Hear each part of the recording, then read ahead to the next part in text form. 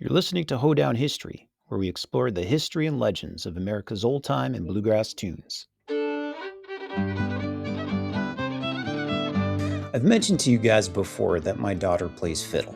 Well, the very first old time jam I took her to, she didn't actually know any fiddle tunes.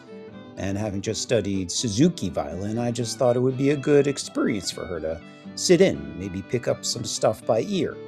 I didn't expect her to play much, but maybe just sit in the back and learn to listen, and maybe quietly hunt and peck out a few melody notes. Well, at some point, the jam kicked it off with Redwing, and within seconds, I can hear my daughter full out crushing this thing. I mean, she's playing every note, confidently, and pretty much perfectly. And it's a pretty notey tune, too. Now, I start feeling a bit confused. How is it that my 10-year-old can play this thing better than me? Well, I mentioned a hint earlier, and the answer lies in the fact that this tune has an origin in a completely different style of music.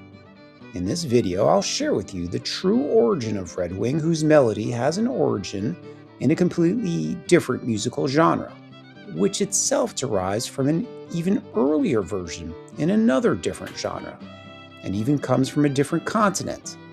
And no, it's not the British Isles. And, pardon the pun, but this tune does have wings. I guess that catchy melody keeps popping up in multiple countries, and maybe I'll also share with you a surprising fiddle version of Redwing from way up north with a more French-sounding name. Our story doesn't begin in Appalachia or on some Indian reservation, as the name may suggest, but in Philadelphia, Pennsylvania. Enter this man, Frederick Allen Kerry Mills, born February 1st, 1869. His father was a lecturer, and he grew up with his two sisters. At some point, the Mills family moved to that other hotbed of fiddle music, Detroit, Michigan. Now, Frederick started learning music at an early age.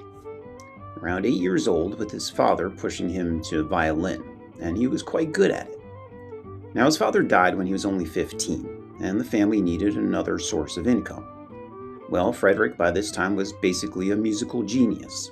So when he was still only a teenager, he somehow landed a job as the musical director of, no, not the Detroit Symphony, but the Detroit Casino Roller Rink. Well, Kerry's job was managing and directing the orchestra there. Yes, folks, roller rinks back then had full orchestras. Well, at just 18, he was awarded a scholarship that allowed him to attend the Chicago Musical College. But he didn't just listen to lectures. I guess his professors were so impressed by Mills, they actually made him an instructor while he was there. Now, after his schooling in Chicago, Mills moved back to Detroit, where he continued to teach music and play for concert engagements. And it was during this time that Mills encountered the new hot music that was all the rage at the time. Enter the cakewalk. For those who may not be familiar with this historical trend, the cakewalk was both a dance and a musical style that, in its early days, had a lively and somewhat unruly character.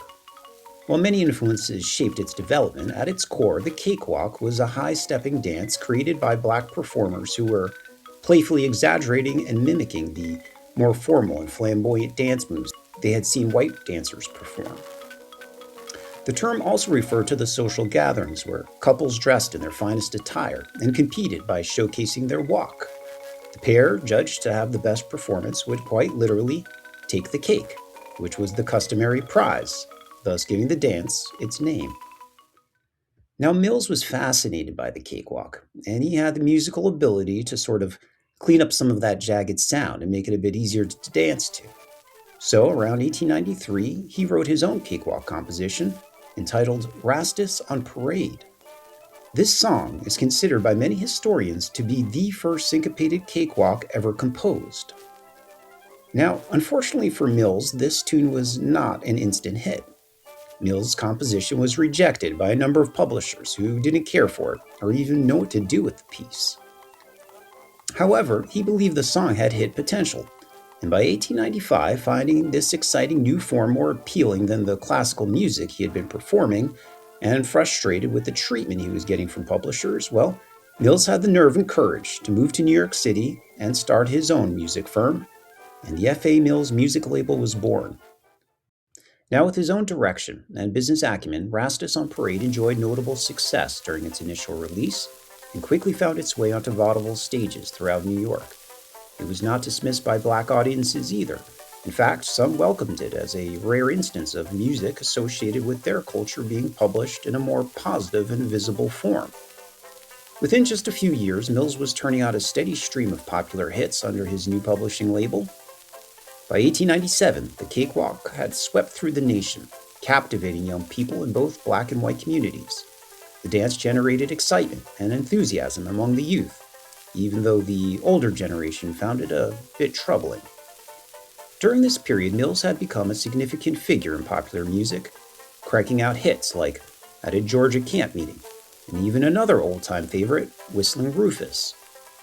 But by the early 1900s, the cakewalk trend was starting to give out to the next new musical rage of the time, ragtime, and so Mills was forced to adjust his music issues accordingly. Now, by the turn of the century, Mills had officially become part of what was now being called Tin Pan Alley. In 1902, a new hit song was released by Charles Daniels with the American Indian-sounding name of Hiawatha. Now, Hiawatha was named after a town, and not the Native American leader. But I guess that didn't really matter because Hiawatha started an entire trend of Indian-themed tunes which suddenly became all the fad. Now, while a couple of these Indian-themed tunes had appeared in the Mills catalog, none of them were actually composed by Mills himself.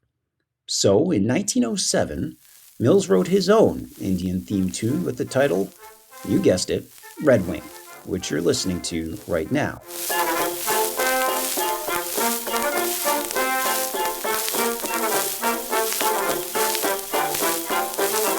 It was called Redwing, an Indian intermezzo, early in the year, which was then quickly followed by Redwing, an Indian fable, when the lyrics were added by Thurland Chataway.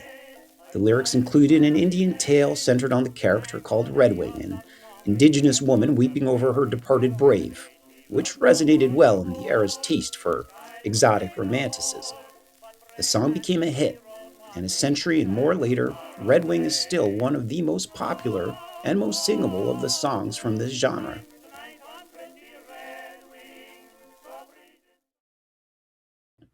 Now, with that super catchy melody, the Tin Pan Alley song spread like fire throughout the country, and eventually it entered the fiddle tradition.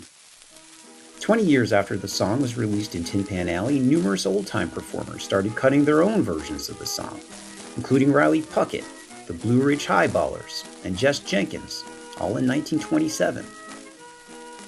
Eventually, over time, the Bluegrassers would pick up the tune, and it continues to be a standard played today in that scene as well. But the song doesn't end with just the old-time and bluegrass tradition in America.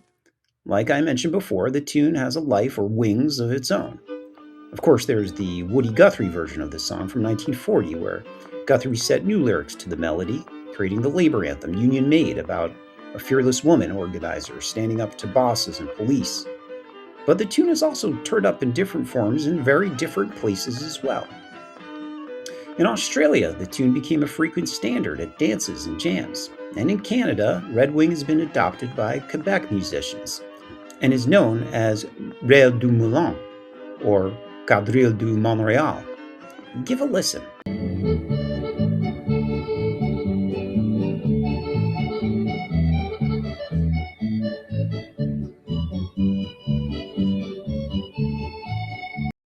The tune also turns up in Sweden as the Wanderers tune from Boda.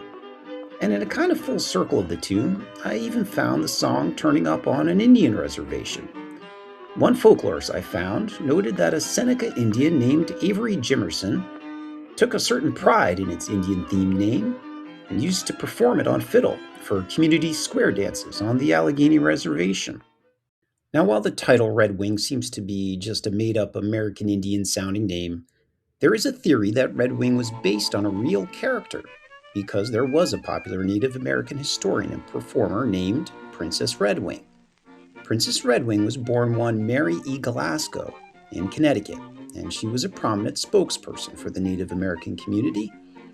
Now, while it seems that some people claim her as the inspiration for the tune's name, it turns out that Princess Redwing was born in 1896, making her just 11 years old by the time the tune was composed, which is a bit of a stretch.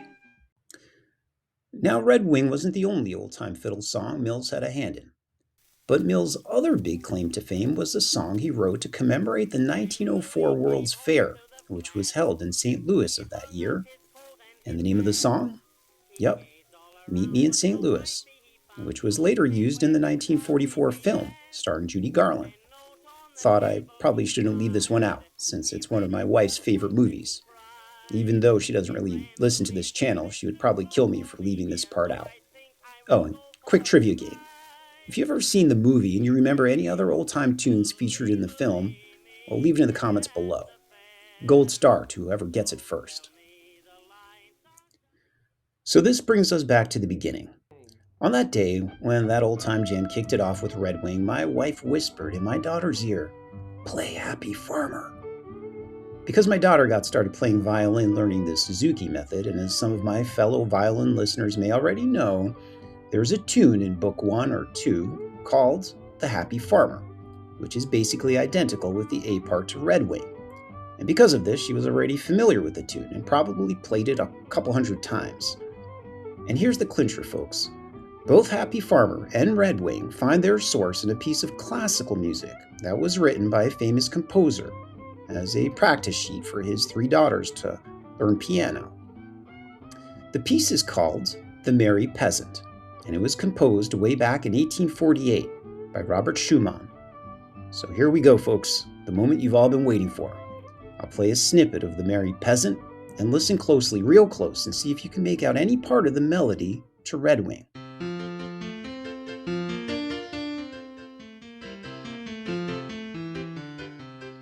Sorry, folks, if you were waiting for more of a musical challenge on this one, because obviously the melody wasn't really changed at all. Mills just basically copied it note for note.